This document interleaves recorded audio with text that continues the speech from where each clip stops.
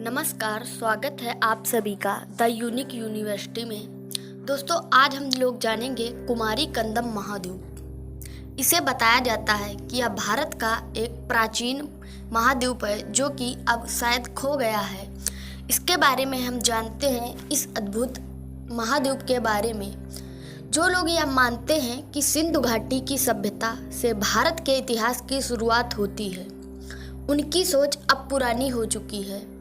ऐसे लोग गुजरात समुद्र के भीतर द्वारिका नगरी के मिलने के साक्ष्य को नकार सकते हैं। अब उन्हें कुमारी कंदम के अस्तित्व को भी नकारने की ताकत जुटानी होगी।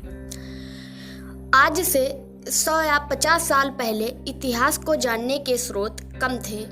उस काल में लिखी गई इतिहास की किताबों को पढ़कर ही अब इतिहास को नहीं माना जा सकता।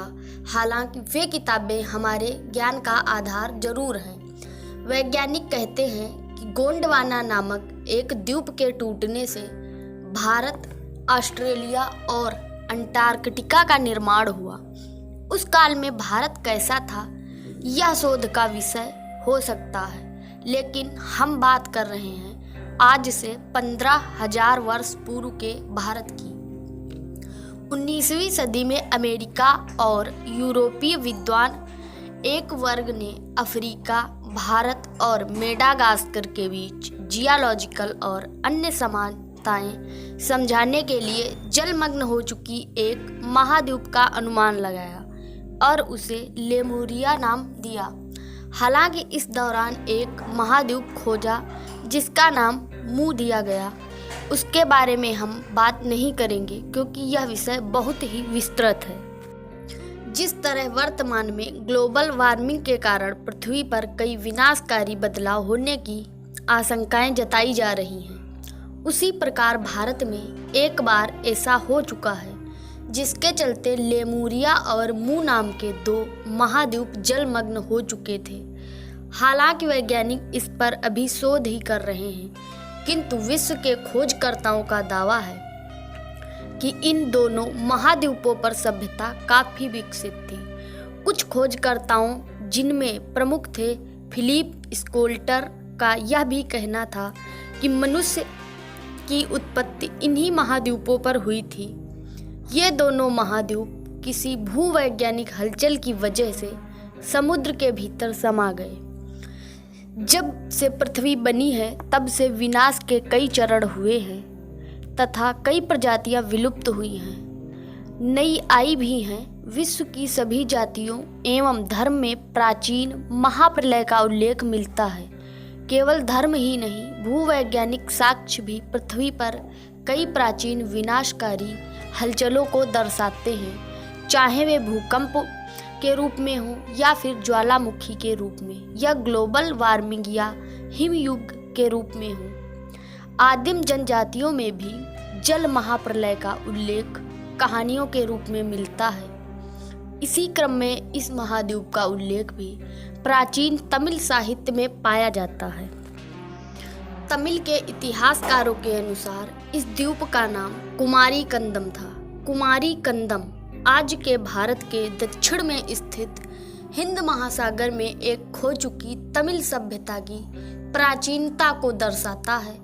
इसे कुमारी नाडु के नाम से भी जाना जाता है। तमिल शोधकर्ताओं और विद्वानों के एक वर्ग ने तमिल और संस्कृत साहित्य के आधार पर समुद्र में खो चुकी उस भूमि को पांडियन महापुरुषों के साथ जोड़ा।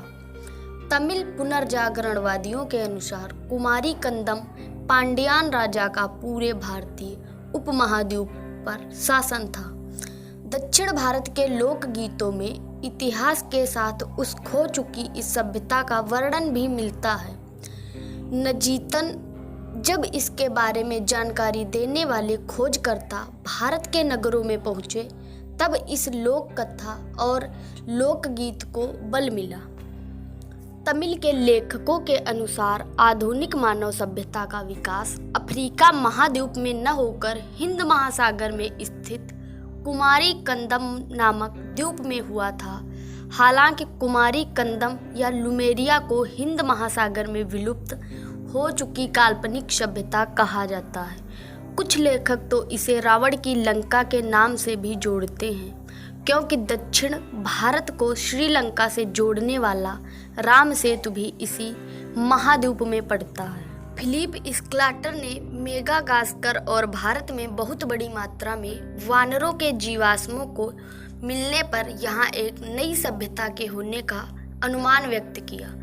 उन्होंने इस विषय पर एक किताब भी लिखी जिसका नाम द मैमल्स ऑफ मेडागास्कर था, जो कि 1864 में प्रकाशित हुई थी।